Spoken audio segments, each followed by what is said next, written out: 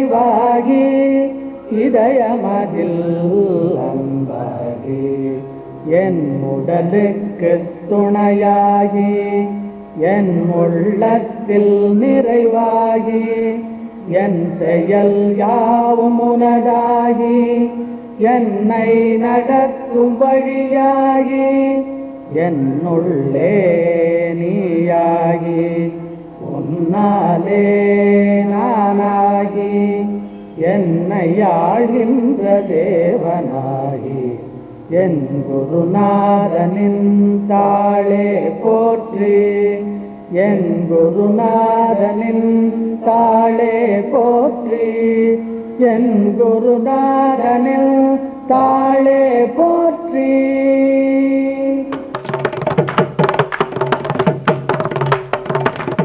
On behalf of Mudhra and Sruthi Laya Seva Trust, I extend a warm welcome to all of you. As you all know, today Mudhra is making its beginning as a sabha dedicated to the promotion of music, dance, drama and cinema. We humbly offer all our endeavors at the lotus feet of our revered Guru, Sri Surajananda. We feel blessed that Karaikudi Shri R.Mani Sruthi Laya Seva Trust is joining hands with us in this inaugural function. We are deeply indebted to him, for he has been a guiding light and constant source of encouragement to us by lending all his support in each one of our projects. The organization Time, which is targeted towards promotion of young talents, is a brainchild of this great maestro. Through being a part of this organization, we've been able to gain considerable experience and knowledge under his able leadership. We convey our deep-felt thanks to Shri.Karaikudi Mani for being a strong pillar of strength to us. We now request Dr.Nalli Kuppuswami Chetti to light the Kuttuvalakku and inaugurate this function.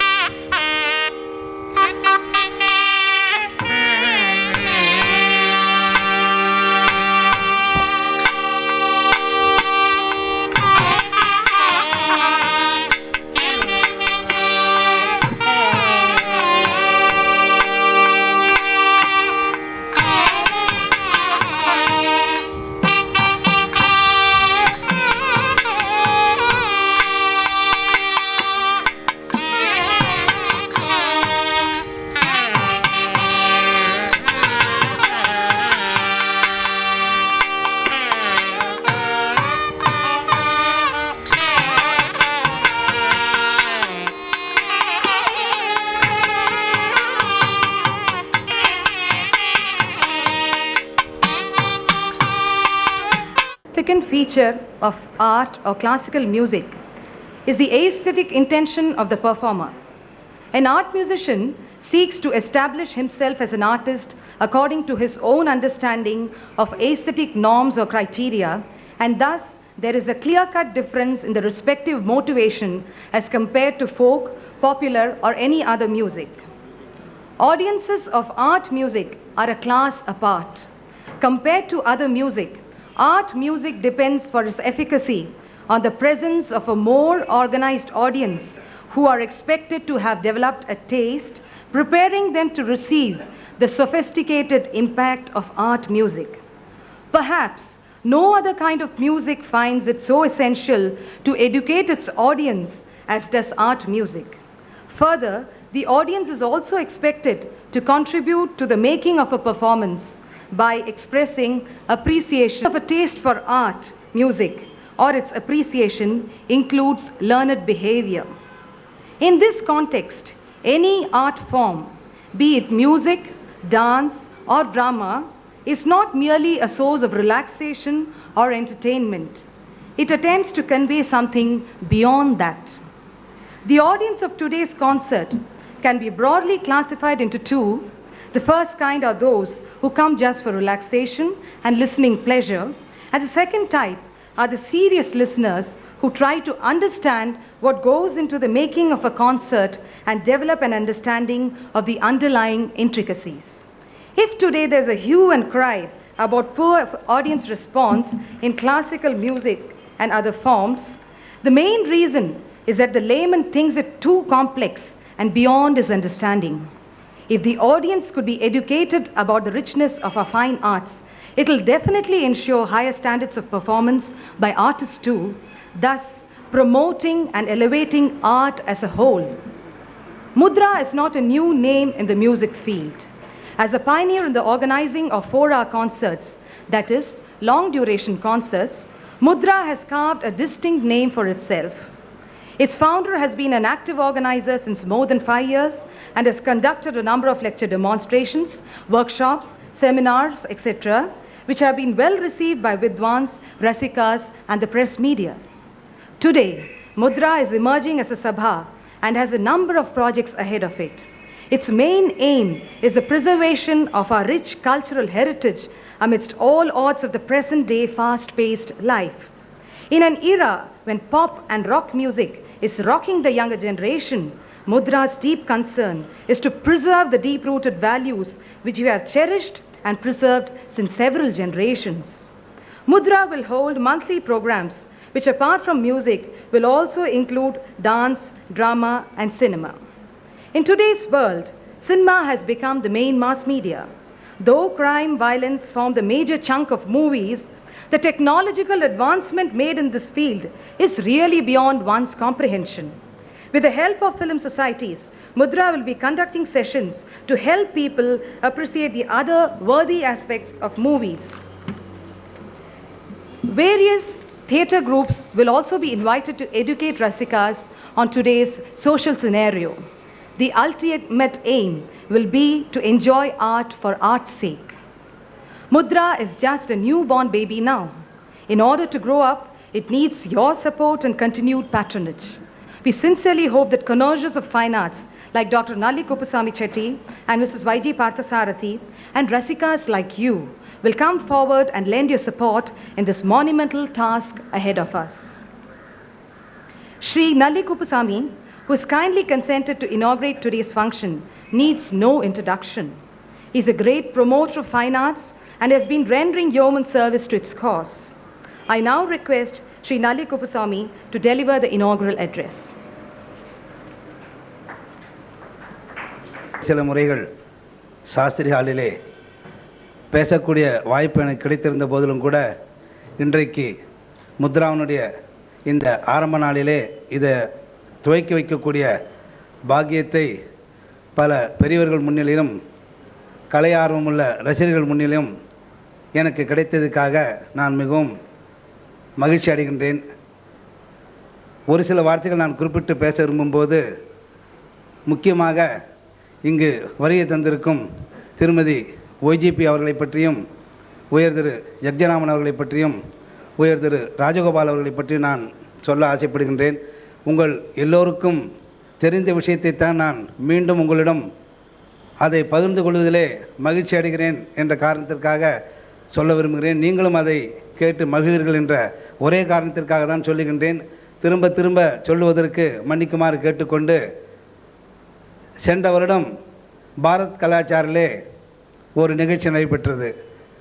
அந்த சமயத்திலே ஒரு சிறிய பையன், 5 வயது இருக்கும் அந்த பையனுக்கு, தாராபுரம் கணேசன் என்று நான் நினைக்கின்றேன், அவன் தவில் அன்றைக்கு வாசித்தான். அன்றைக்கு செம்மங்குடி மாமா அவர்களும் கூட வருகை தந்திருந்தார்கள். நான் அந்த நிகழ்ச்சிக்கு சாதாரணமாக இன்று வந்தது போல் 5-10 நிமிடம் லேட்டாக போகிறவன் ஒரு அரை மணி முன்னதாகவே செல்லக்கூடிய வாய்ப்பு கிடைத்தது என்ற காரணத்திற்காக நான் முன்னதாக சென்றிருந்தேன். அப்போது அந்த சிறிய பையன் வாசித்து கொண்டிருக்கும்போது உங்களில் சிலரும் கூட அதை டிவியிலையும் பார்த்துருக்கலாம், அல்லது அந்த நிகழ்ச்சிக்கு வந்திருந்த போது அந்த நிகழ்ச்சி நேரில் பார்த்திருக்கலாம். அப்போது அந்த பையனுக்கு அதை வாசிப்பதற்கு உயரம் கூட பத்தாமல் அவன் எம்பி அதை வாசித்து கொண்டிருந்தான். அதை ரசித்து பார்த்து கொண்டிருந்த போது பக்கத்தில் இருந்த செம்மங்குடி மாமா அவர்கள் சொன்னார், இந்த பையனுக்கு வாசிப்பதற்கு கூட அந்த இன்ஸ்ட்ருமெண்ட் எட்டவில்லையே, இவ்வளோ அழகாக வாசிக்கிறானே என்று பேசிக்கொண்டிருந்தார். பிறகு மேடையிலே அவர் குழந்தையை வாழ்த்த வந்தபோது, உனக்கு மிகப்பெரிய ஒரு எதிர்காலம் இருக்கிறது என்று சந்தோஷத்துடன் கூறினார். அந்த சமயத்திலே நான் பேசும்பொழுது Mrs.Y.G.P. அவர்கள் இப்படி வளரக்கூடிய கலைஞர்களை தேடி கண்டுபிடித்து அவர்களுக்கு ஒரு வாய்ப்பினை கொடுத்ததோடு மட்டும் இல்லாமல், இந்த கலை உலகத்தைச் சேர்ந்த எல்லோரும் அவர்களை அறிந்து கொள்ளக்கூடிய ஒரு பெரிய ஒரு அதிர்ஷ்டத்தை ஏற்படுத்தி கொடுத்தார் என்று நான் பாராட்டி பேசிவிட்டு, அந்த பையனிடம் நான் பேசிக்கொண்டிருக்கும்போது, தம்பி உனக்கு தூர்தர்ஷனில் ஒரு சான்ஸ் வாங்கி கொடுக்கட்டுமா என்று கேட்டேன். அவன் பதில் பேசாமல் வெறும் நின்று கொண்டிருந்தான். அதற்குள் Mrs.Y.G. அவர்கள் தூர்தர்ஷனில் அவன் வாசித்ததை கேட்டுதான் நான் இந்த மேடையில் அவனுக்கு இந்த வாய்ப்பினை நான் கொடுத்தேன் என்று சொன்னார்கள். இப்படி பல பேரை அறிமுகப்படுத்தக்கூடிய ஒரு வாய்ப்பினையும் அன்றைக்கு நினைக்கிறேன் A.R. ரஹ்மான் அவர்கள் வந்திருந்தார்கள். நான் அப்போது மேடையிலே அம்மா அவர்கள் பேசிக்கொண்டிருக்கும்போது சொன்னார்கள், அதே பையன் திலீப் என்ற பெயரிலே இவர்களுடைய பள்ளிக்கூடத்தில் ஒரு மாணவனாக இருக்கும்பொழுதே அவனிடம் இந்த டேலண்ட் இருக்கிறது என்பதை கவனித்து பள்ளிக்கூடத்திலேயே ஏதாவது இன்ஸ்ட்ருமெண்டல் வாசிப்பதற்கும் சிறிய சிறிய நிகழ்ச்சிகள் நடக்கும்போது அவனை கொண்டு அதற்கு மெட்டு அமைப்பதற்கும் நாங்கள் ஏற்பாடு செய்து கொண்டிருந்தோம். இந்த காலத்திலே அகில இந்தியாவிலும் புகழ் பெறக்கூடிய ஒரு வாய்ப்பு அவனுக்கு கிடைத்திருக்கின்றது. அந்த காரணத்திற்காக இந்த பத்மா சேஷாத்ரி பெருமைப்படுகிறது என்று குறிப்பிட்டு சொன்னார்கள். ஏன் இதை குறிப்பிட்டு சொல்கிறேன் என்றால், மிகச்சிறிய வயதிலேயே மாலி அவர்கள் 5-6 வயதிலேயே மேடை ஏறி ஃப்ளூட் வாசித்தார்கள் என்று சொல்வார்கள். அதை காணக்கூடிய பாக்கியம் அப்போது இளைஞர்களாக இருந்த எனக்கு கிடைக்காமல் போய்விட்டு நான் வருத்தப்படுவதுண்டு. இப்போது பல பேரிடம் அப்படி ஒரு சக்தி மறைந்திருப்பதை இவர்களை போன்றவர்கள், யக்ஞராமனை போன்றவர்கள், ராஜகோபால் போன்றவர்கள் கண்டுபிடித்து அவர்களுக்கு ஆக்கமும் ஊக்கமும் கொடுக்கிறார்கள் என்றால் அவர்களுக்கு எத்தனை உதவி வேண்டுமானால் நாம் செய்ய வேண்டும் என்பதற்காக நான் இதை குறிப்பிட்டு சொல்லுகின்றேன். எனக்கு ஏற்கனவே இந்த மேடையில் பேசுவது குறிப்பிட்டது போன்று அதிகமான பரிச்சயம் இல்லாவிட்டாலும் கூட ஒரே ஒரு பெருமையை நான் கூறிக்கொள்ளலாம். நைனா பிள்ளை அவர்கள் பிறந்த காஞ்சிபுரத்திலே நானும் பிறந்தேன் என்பதை தவிர வேறொன்றும் நான் சங்கீதத்திற்காக என்னை பெருமையாக சொல்லக்கூடிய அளவுக்கு எனக்கு ஞானம் இல்லை, அடிப்படை ஞானம் கூட இல்லை என்று சொல்ல வேண்டும். அப்படிப்பட்ட எனக்கும் இந்த உலகத்திலே ஒரு சிறிது பெருமை சேர்த்து ஒரு சில பதவிகளையும் கொடுத்து நண்பர்கள் என்னை ஆர்வப்படுத்துகிறார்கள் என்று சொல்ல வேண்டும். இதனுடைய காரணமாக எனக்கு அடுத்த ஜென்மாவிலே இதில் ஒரு பெரிய ஆர்வம் ஏற்படலாம், அல்லது ஒரு பெரிய ஒரு ஞானத்திலே ஒரு அளவாவது இந்த மிகப்பெரிய ஒரு சாகரத்திலே ஒரு சிறிய அளவாவது நான் அறிந்து கொள்வேன் என்ற நம்பிக்கையிலே நான் இவருடன் என்னுடைய எனக்கு கொடுத்த அந்த பெருமையினை ஆண்டவன் அதுக்கு உரியவனாக என்று செய்ய வேண்டும் என்று பிரார்த்தித்து கொண்டு இவருடன் நான் எப்போதும் பழகி வந்து கொண்டிருக்கின்றேன். கிருஷ்ணகான சபாவில் கூட வளரும் கலைஞர்களுக்காக அவர்கள் டிசம்பர் சீரியஸ் முடிந்த பிறகு பொங்கலுக்கு முன்பாக நீங்கள் எல்லோரும் அறிவீர்கள், நாட்டிய கலைஞர்களுக்கும் சங்கீத கலைஞர்களுக்கும் அவர்கள் பல விதத்தில் உதவி செய்து கொண்டிருக்கின்றார்கள். ராஜகோபால் அவர்களை பற்றி சொல்ல வேண்டியதில்லை. மயிலைவாசிகள் எல்லோரும் அவரை மயிலாப்பூர் ஃபைனான்ஷியல் காலத்திலிருந்து அறிந்தவர்கள். மிகப்பெரிய அளவிலே ஒரு விழா போன்று அவர் ஒவ்வொரு வருடமும் இப்போது அவருடைய கார்த்திக் ஃபைனான்ஸ் மூலியமாக செய்து வந்து கொண்டிருக்கின்றார். பொதுவாக மயிலை தான் கலைகளுக்கு இருப்பிடும் என்று சொல்லுவார்கள். எப்படி தமிழ்நாட்டிலே தஞ்சை கலைகளுக்கு இருப்பிடும் என்று, அதுபோன்று இந்த புகழ்பெற்ற மயிலையிலே முத்ராவினுடைய இந்த விழாவானது ஆரம்பமாகி இருக்கின்றது. அந்த நிகழ்ச்சியிலே அது ஆரம்பிக்கக்கூடிய பாக்கியத்தை எனக்கு அளித்த பெரியவர்களுக்கும், முக்கியமாக பாஸ்கர் அவர்களுக்கும் மணி அவர்களுக்கும் என்னுடைய வந்தனத்தை கூறிக்கொண்டு, நான் இந்த மேடையிலே அமர வந்திருந்த போது அங்கு உள்ள ஒரு சித்தர் பெருமானிய படத்தை பார்த்துவிட்டு நான் Mrs.Y.G. அவர்களை பற்றி தெரியுமா என்று கேட்டேன். மணி அவர்கள் அவரை பற்றி குறிப்பிட்டு பேசுவார்கள் என்று சொன்னார்கள். அந்த அவருடைய வாக்கினையும் கேட்க வேண்டும் என்ற ஆர்வத்தின் காரணமாக எனது சிற்றுரையை முடித்துக்கொண்டு எனக்கு வாய்ப்பினை தந்த நண்பர்களுக்கு மீண்டும் நன்றி கூறி, முத்ரா மிகப்பெரிய அளவிலே பல நிகழ்ச்சிகள் நடத்தக்கூடிய வாய்ப்பினை பெற வேண்டும் என்று ஆண்டவனை பிரார்த்தித்து கொண்டு நண்பர்களுக்கு நன்றி கூறி விடைபெறுகிறேன். நன்றி, வணக்கம்.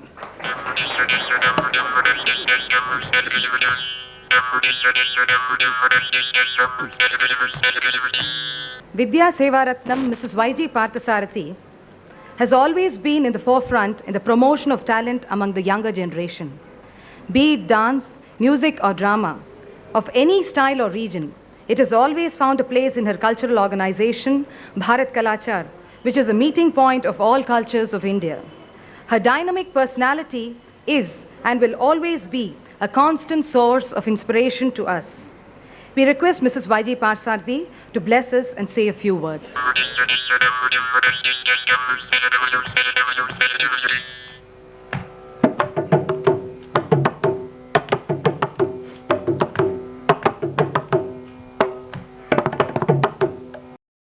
பெரியோர்களே, தாய்மார்களே, இங்கு கூடியிருக்கும் ரசிகர்களே, வித்வான்களே, சபா செக்ரட்டரி அவர்களே, இன்று நல்லி குப்புசாமி வாயாலாகவே அவரையும் அறியாமல் ஒரு பெரிய உண்மையை சொல்லிவிட்டார். முத்ரா முந்துகிறார் என்று சொன்னார். முத்ரா பாஸ்கர் எனக்கு தெரிந்த அளவில் அவர் வெகு சாதுவாக தோன்றினாலும் அவருக்கு தீவிரம் அதிகம். எப்படியும் ஒரு கோலை அடைந்து விட வேண்டும் என்ற ஒரு தீவிர முயற்சியில் ஈடுபட்டவர் அவர். அவரை சின்ன வயதிலிருந்தே தெரியும். மிருதங்கம் வாசிப்பார். இந்த ப்ரெஸ் ஆரம்பித்த பொழுது நாங்கள் மிக உற்சாகத்துடன் அவருக்கு என்னெல்லாம் உதவி செய்ய முடியுமோ செய்து கொண்டு வருகிறோம். அதைவிட இந்த டைம் என்று ஒன்று ஆரம்பித்தார். அதாவது இளைஞர்கள் பாடுவதும் நல்ல கலையில் நல்ல ஆர்வம் பெற்ற முதியவர்கள் அவர்களுக்கு அக்கம்பனிஸ்டாக அமைவதும் வைசி வர்சா, இது ரெண்டையுமே அவர் டைம் என்ற ஒரு ஆர்கனைசேஷன் வழியாக நடத்தி வந்தார். அதில் ஸ்ரீ காரைக்குடி மணி அவர்கள் அவர்களுக்கு ரொம்ப உதவி செய்திருக்கிறார். ஆகையால் இன்று இந்த சபா முத்ரா என்ற சபா ஆரம்பிப்பது ஸ்ருதி லயா சேவா ட்ரஸ்டினுடைய ஒத்துழைப்போடு ஆரம்பிப்பது மிகவும் சால சிறந்தது என்று சொல்ல வேண்டும். முத்ரா அவர்கள் எப்படி இந்த சபாவை நடத்தப் போகிறார்கள் என்று நான் அவர்களை யோஜனைகள் கேட்டேன். இன்று அந்த காலத்து ஜமீன்தார்கள் எல்லாம் பாட்டு நாட்டியம் இதெல்லாம் போற்றி வளர்த்தார்கள். அதே போல் இன்று பெரிய பெரிய இண்டஸ்ட்ரியலிஸ்ட்ஸ் டாக்டர்.Nalli Kuppuswamy Chettiar, Sri M. Gopalakrishnan Indian bank இவர்களைப் போல பெரியவர்கள் ஆதரவுடன் தான் இந்த மாதிரி சபாக்களை நடத்த முடியும். ஒரு கோர் ஃபண்ட் என்பார்கள், அதே போல் ஒரு கோர் ஃபண்ட் பில்டப் செய்து கொண்டு அதிலிருந்து வரும் இன்ட்ரெஸ்ட்டை வைத்து கொண்டு தான் இந்த மாதிரி சபாக்களை நடத்த முடியும். என்னால் மெம்பர்ஷிப்பை மாத்திரம் நம்பி ஒரு சபா நடத்த முடியும் என்று எனக்கு தோன்றவில்லை. ஏனென்றால் மெம்பர்ஸ் இங்கு, அதுவும் மெட்ராஸில் எந்த மூலை முடுக்கிலும் ஒரு சபா வந்து விட்டது. இப்பொழுது எல்லா இடங்களிலும் சபாக்கள் இருப்பதால் அந்தந்த ஏரியாவில் இருக்கிறவர்கள் அங்கு தான் கான்சன்ட்ரேட் செய்கிறார். முத்ரா இன்னும் டிசைட் செய்யவில்லை எந்த ஏரியாவுக்கு கேட்டர் பண்ணுவது என்று. அவர் எல்லா ஏரியாக்களுக்கும் முத்ராவை அழைத்து செல்வார் என்று தான் தோன்றுகிறது. அப்படி இருக்கும் நிலையில் அவர் பாக்கி சபாக்களுடன் சேர்ந்து ஒத்துழைத்து இப்பொழுது ஒரு சபா ஒரு பெரிய ப்ரோக்ராம் அரேஞ்ச் செய்கிறார்கள் என்றால் அங்கு ஒரு தங்களுடைய மெம்பர்ஸுக்காக சில இடங்களை ஒதுக்கீடு செய்ய சொல்லி அதோடு கலந்து நடத்தவும் அவர் தயாராக இருக்கிறார் என்று சொன்னார். இந்த விஷயத்தில் பாரத் கலாச்சார் அவருக்கு முழு உதவி கொடுக்கும், முழு ஒத்துழைப்பு கொடுக்கும் என்று நான் இங்கு சொல்ல விரும்புகிறேன். எங்களுடைய ப்ரோக்ராம்களுக்கு உங்களுடைய மெம்பர்ஸை அழைத்து வருவதென்றால் முன்கூட்டியே சொல்லிவிட்டால் அதற்கு வேண்டுகின்ற ஏற்பாடுகள் நாங்கள் செய்வோம் என்று உங்களுக்கு உறுதி கூறுகிறேன்.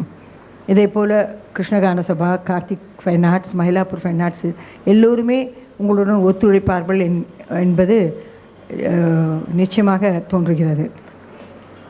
நீங்கள் இந்த பெரும் முயற்சியை எடுத்துக்கொண்டது இளைஞராக இருப்பதால் இன்னும் ஸ்லாக்கியம். நாங்கள் எல்லாம் வெகு காலமாக செய்து கொண்டிருக்கும் சபா செக்ரட்டரிகள் எல்லாம் நிறையாக வேலை செய்திருக்கிறார்கள். அவர்கள் சபாக்களை கட்டி காத்து இவ்வளவு பெரிய ஒரு எஸ்டாப்ளிஷ்மெண்ட்டாக எஸ்டாப்ளிஷ் செய்வதற்கு. நான் ஆரம்பித்தது பாரத் கலாச்சார் எங்களுடைய பள்ளி மாணவர்களுக்காகத்தான் ஆரம்பித்தேன். எங்கள் பள்ளி மாணவர்கள் ஒரு 7000 பேர் இருக்கிறார்கள். இந்த குழந்தைகளுக்கு நம்மளுடைய கலாச்சாரம், நம்மளுடைய பண்பு, நம்மளுடைய கிளாசிக்கல் மியூசிக் அண்ட் டான்ஸ் என்றால் அதற்கு ஒரு அப்ரிசியேஷன் கோர்ஸ் மாதிரி இதை ஆரம்பித்தோம். குழந்தைகளை இந்த சாயந்தர வேளையில், சனிக்கிழமை சாயந்தரங்களில் இந்த ப்ரோக்ராம்களை அட்டென்ட் செய்ய சொல்லி அதை பற்றி எழுத சொல்லி அவர்கள் ரிவ்யூஸை நாங்கள் இவாலுவேட் பண்ணி அவங்களுக்கு மார்க்ஸ் ஆர் கிரேட்ஸ் கொடுத்து we included it in our evaluation of the child in work experience and art appreciation courses. That is how we have been doing it.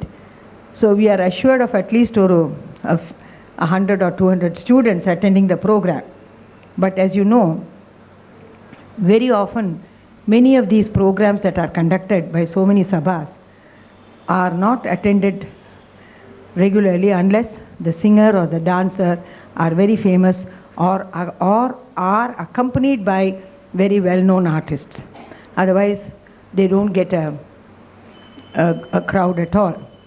you must have read in the reviews that come out in the Hindu and the Indian Express, that all our journalists at every stage emphasize the fact that there should be more crowd and more members participating in these programs.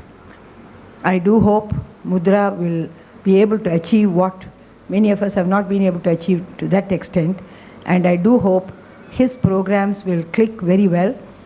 Only problem would be in the December festival. I don't know where he is going to get a hall to conduct his December festival, because I think all the sabhas, all the little organizations are conducting their programs in every nook and corner. I do hope he will find a place for his programs also, or he must either prepone it or postpone it after the December festival. And or you can collaborate, of course. That I assured you, I told you we can do that. So that is there also. So I wish you all the best. You and Mrs. Bhaskar are both great musicians yourself. I think many of you are aware of the fact that Radha is doing a PhD in music in the Madras University. She's well versed and very good. She's shaping out to be a very good singer. I remember 5 years ago I wouldn't have given the certificate, but today I can say with confidence that she's going to be a very established and a very well versed singer. I am sure with the blessings of all the Sabha secretaries and all the great musicians around her, both of them will make this Mudhra an association, an organization to be remembered. I am happy that they are also taking up cinema, but from a different angle. The cinema appreciation to show certain films which have got certain artistic values which normally people will not crowd in or will patronize. And I think that is a very good idea too, so that we will be able to see some really classy art films through Mudhra. He is also planning to conduct a number of workshops and lecture demonstrations for children in schools. I do hope you will be able to go to several schools and carry this message so that more and more art appreciation grows among the younger generation. பாடுறதுக்கு நிறைய youngsters இருக்கா, மிருதங்கம் வயலின்லாம் வாசிக்கிறதுக்கு நிறைய youngsters இருக்கா, dance ஆடுறதுக்கு நிறைய youngsters இருக்கா, ஆனால் பார்க்குறதுக்கோ கேட்குறதுக்கோ தான் யங்ஸ்டர்ஸ் வரமாட்டேங்கிறா. This is a big handicap. இப்போ நம்ம ஜெனரேஷன் ஆனப்புறம் அடுத்த ஜெனரேஷன் இந்த மாதிரி கச்சேரிகள் நடந்தால் யார் வருவா அப்படிங்கிற ஒரு பெரிய கேள்விக்குறியாக இருக்கிறது இப்பொழுது. இந்த கேள்விக்குறியை மாற்றுவதற்கு முத்ரா எஃபர்ட் எடுத்து எல்லா பள்ளிக்கூடம் irrespective of whether they are elite schools or corporation schools, அந்த சாதாரண குழந்தைகளுக்கெல்லாம் கூட ஒரு ஞானம் வரணும். இப்போ தஞ்சாவூரில் சொல்லுவா அந்த மரம் கல்லெல்லாம் கூட பாட்டு தெரியும்னுட்டு, அந்த மாதிரி நம்ம குழந்தைகளுக்கு எல்லாருக்குமே ஒரு கிளாசிக்கல் மியூசிக் அப்ரிசியேஷனுக்கும் டான்ஸுக்கும் அவளுக்கு ட்ரெயின் பண்ணி விடணும். அதுக்கு நீங்கள் என்கரேஜ் பண்ணணும், நிறையா லெக்சர் டெமான்ஸ்ட்ரேஷன்ஸ் அரேஞ்ச் பண்ணணும்னு கேட்டுண்டு எனக்கு இன்றைக்கி இந்த ஆப்பர்ச்சுனிட்டியை கொடுத்ததற்கு ரொம்ப thanks. And I'm very looking forward to mister Mani's speech about his Guru, who I believe is a very quiet but a very powerful saint who has spread his blessings to all of us, and we do hope with his blessings this Sabha will turn out to be a great success. Thank you.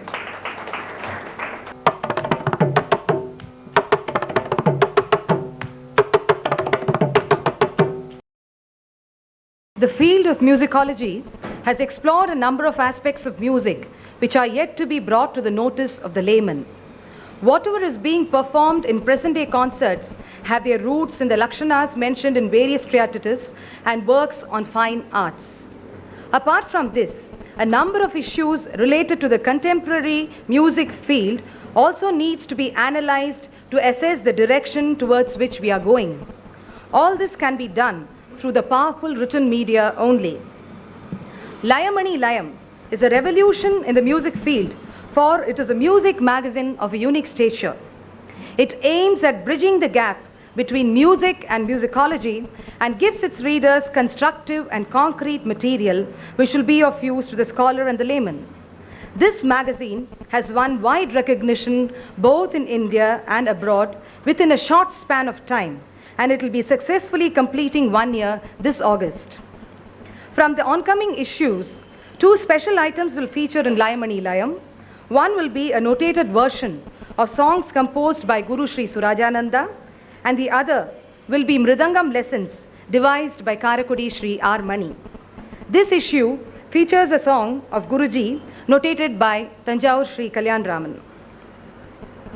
The June-July issue of Layamani Layam will now be released by Dr.Nalli Kuppuswami, and first copy will be handed over to Mrs.Y.G.Parthasarathy.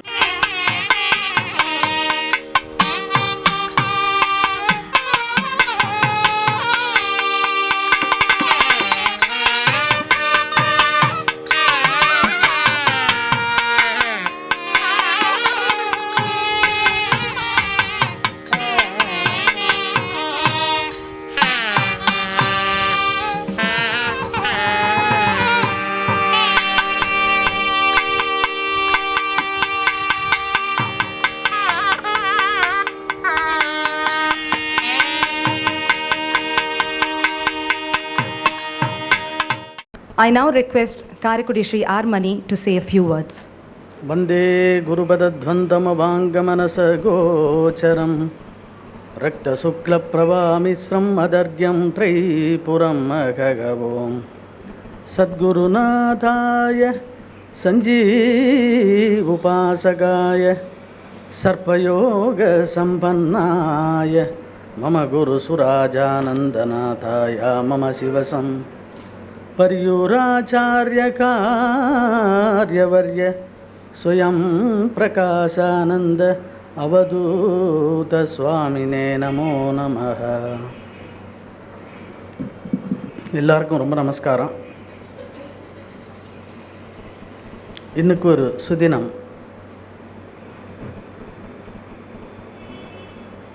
ஏன்னா புதுசாக ஒரு சபா முத்ரா அப்படிங்கிற பேரில் இன்றைக்கி ஆரம்பிக்கப்படுறது. அதில் 2 துறைகளில் உள்ள பிரபலமானவர்கள் பெரியவர்கள் அதை ஆசீர்வாதம் பண்ணியிருக்கா. அதோட இந்த கச்சேரியும்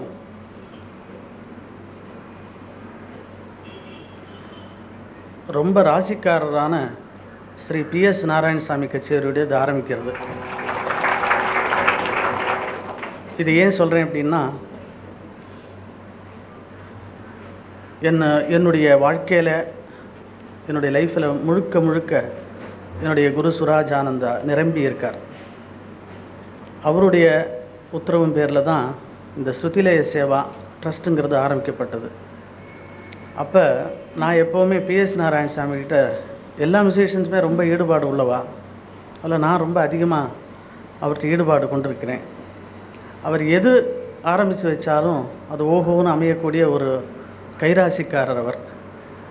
ஒன்றும் இல்லை, எனக்கு ஒரு வீட்டில் ஒரு டிவி வாங்கணுன்னா கூட அவரை தான் கூப்பிடுவேன், ஒரு டிவி வாங்கி கொடுங்க அப்படின்னு சொல்லுவேன். அதுபோல் அன்றைக்கி முதல் கச்சேரி ஸ்ருதி லய சேவா ட்ரஸ்ட்டினுடைய முதல் கச்சேரி P.S.Narayaswamy கச்சேரி இங்கே நடந்துட்டு இருந்தது. எப்போவுமே என் குரு கடைசி ரோவில் தான் உட்காந்துருப்பார். அப்போ உட்காந்துருக்கும்போது ஒரு வார்த்தை சொன்னார். ஒரு நல்ல ராசிக்காரர், ஒரு உயர்ந்த பாட்டு, அவருடைய சங்கீதத்தோடு நம்ம இந்த சீரீஸ் ஆரம்பிச்சிருக்கோம்.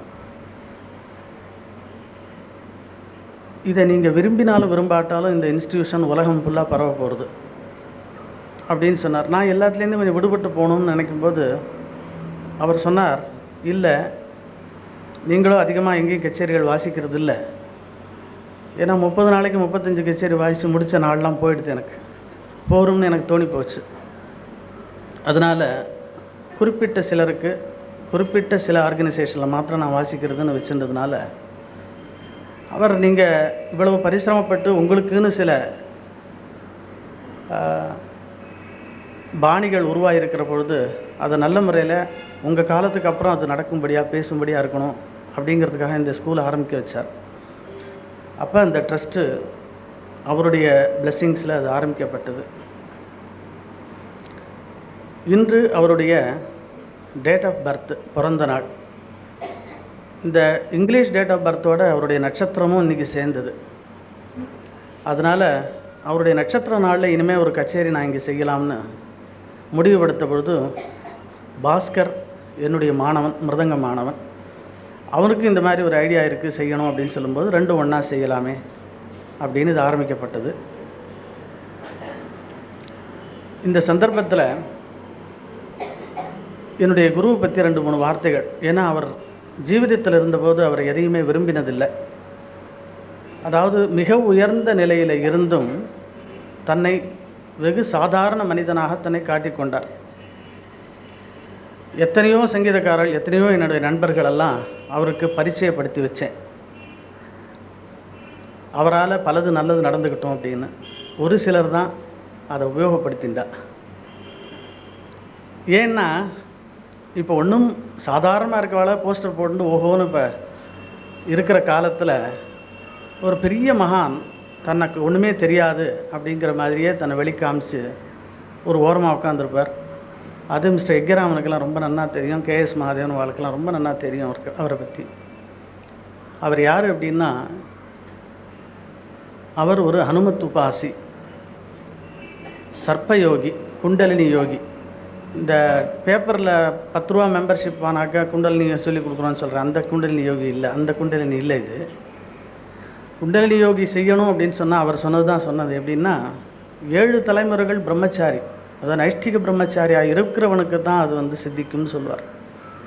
அப்படிப்பட்ட ஒரு சர்ப்பயோகி மந்திர சித்தியில் பூத பிரேத பிசாச பிரம்ம ராட்சச அத்தனையும் தன் கைக்குள்ள வச்சக்கூடிய ஒரு சக்தி உடையவர் அவர். அப்பேற்பட்ட ஒரு மகான்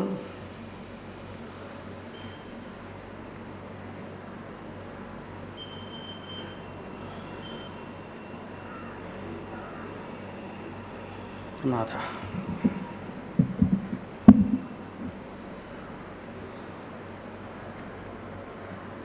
இந்த டிரான்ஸ் பார்க்கறதுல பெரிய நிபுணர் அவர். அதாவது 7000 மைலுக்கு அப்பால் உள்ள சமாச்சாரத்தை அவர் இங்கேருந்தே அவர் காமிக்க முடியும். 7000 மைலுக்கு அப்பால் உள்ளதுக்கு காட்சி கொடுக்க முடியும் அவரால். அதாவது மந்திர சித்தியில் உயர்ந்த நிலையில் உள்ளவர். அதே மாதிரி ஒரு சின்ன உதாரணம் அவரை பற்றி, ப்ரெடிக்ஷன், அதாவது தாட் ரீடிங்னு ஒன்று சொல்கிற பாருங்க. அதை பற்றி சென்னைக்கு சமீபத்தில் உள்ள ஒரு இடத்துல ஒரு பெரிய ஜோசியர், ஜோசியத்தில் ஒரு தினசான ஜோசியம்னு வச்சுங்களேன். அந்த ஜோசியருக்கு பல இண்டஸ்ட்ரியலிஸ்ட், பல பெரிய வசதி உள்ளவா அவள்லாம் ரொம்ப பரிச்சயம் உண்டு.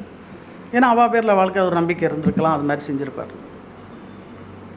அப்பேற்பட்ட இடத்துல வருஷா வருஷம் அவள் அவளுடைய குருவுக்காக பல லட்சங்கள் செலவு பண்ணி அந்த விழா எடுப்பாவா. அப்படி ஒரு சந்தர்ப்பத்தில் நம்ம குருவுடைய பிளெஸ்ஸிங்ஸை வாங்கிட்டு தான் அவர் அதெல்லாம் முதல்ல செஞ்சுட்டு இருந்தார். ஆனால் அவர் எதிர்பார்த்ததை விட அவர் ரொம்ப உயர்ந்த நிலைக்கு போயிட்டார். ஒரு பெரிய குருஸ்தானத்துக்கு அவர் அழைச்சின்னு போயிட்டா எல்லாரும். அப்போ ஒரு சந்தர்ப்பத்தில் இவர் அங்கே போயிருக்கிற பொழுது தன்னுடைய பெண் திருமணம் ஆனதை பற்றி சொல்லி, இவள் வெளிநாட்டில் கல்யாணம் ஆகி வெளிநாட்டில் இப்போ செட்டில் ஆகிருக்கா, உங்களுடைய பிளெஸ்ஸிங்ஸ் வேணும் அப்படின்னு சொன்னார். யார்? இங்கே வெளியூர் நாட்டில் எல்லாத்தையும் அவர் ரொம்ப பெரிய ஜோசியராக சொல்லக்கூடியவர். பின்னால் உள்ளதெல்லாம் முன்னாலேயே சொல்லக்கூடியவர்கிட்ட அவர் சொல்கிறார், தன் பொண்ணை இந்த மாதிரி கல்யாணம் ஆகி வெளிநாட்டில் இருக்கா, நீங்கள் ப்ளெஸ் பண்ணணும் அப்படி.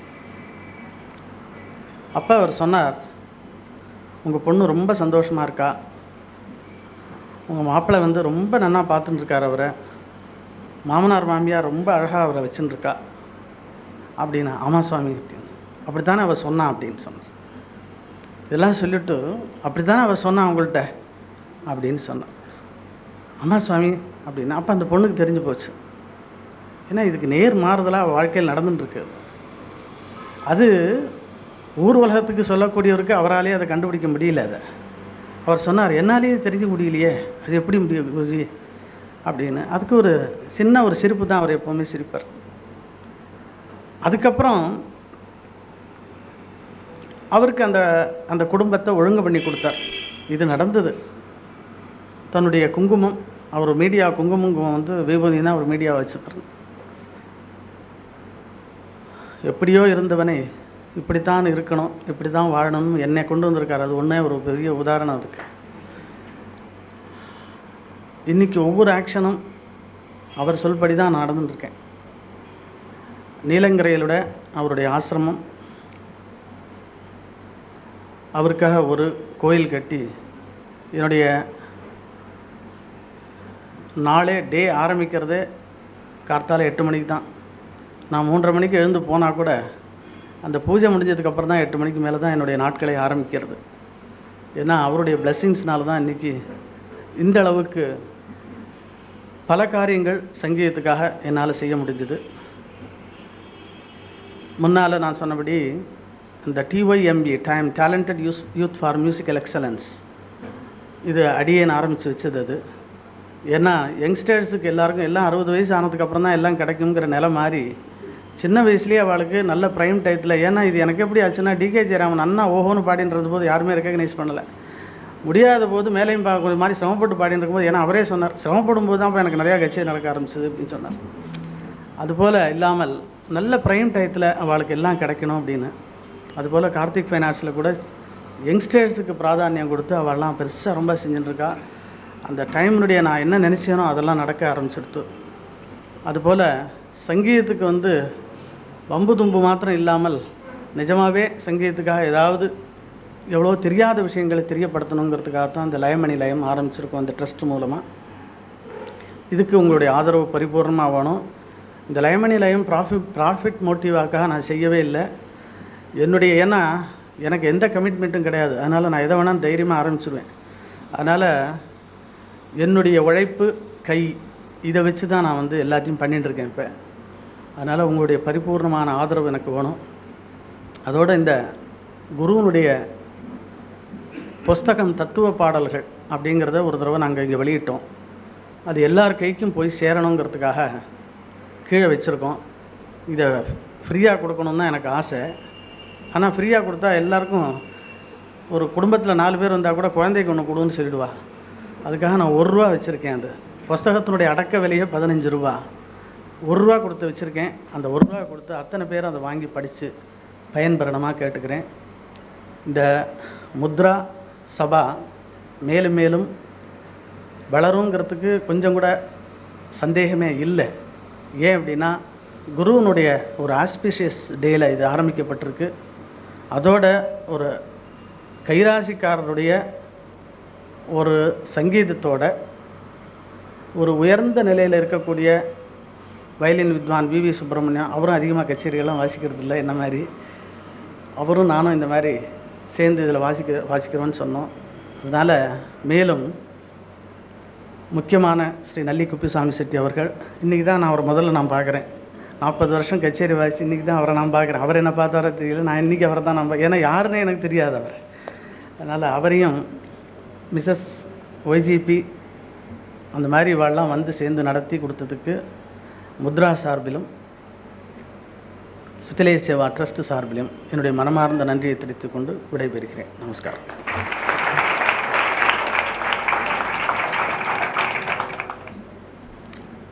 Before we commence today's concert, it is my humble duty to once again thank Dr.Nalli Kuppuswami and Mrs.Y.G.Parthasarathy for gracing this occasion with their presence. We are extremely thankful to Shri P.S.Narayaswamy, Shri V.V. Subramaniam, Karaikudi Shri R.Mani and Srirangam Shri Kannan for accepting our invitation to perform today. Our thanks are also due to Shri Ramchandran and Shastri Hall authorities for giving us this hall and making other arrangements, and to all our members and other Rasikas who have so enthusiastically come here today to attend this function. We'll be beginning the concert in a few minutes from now. Thank you.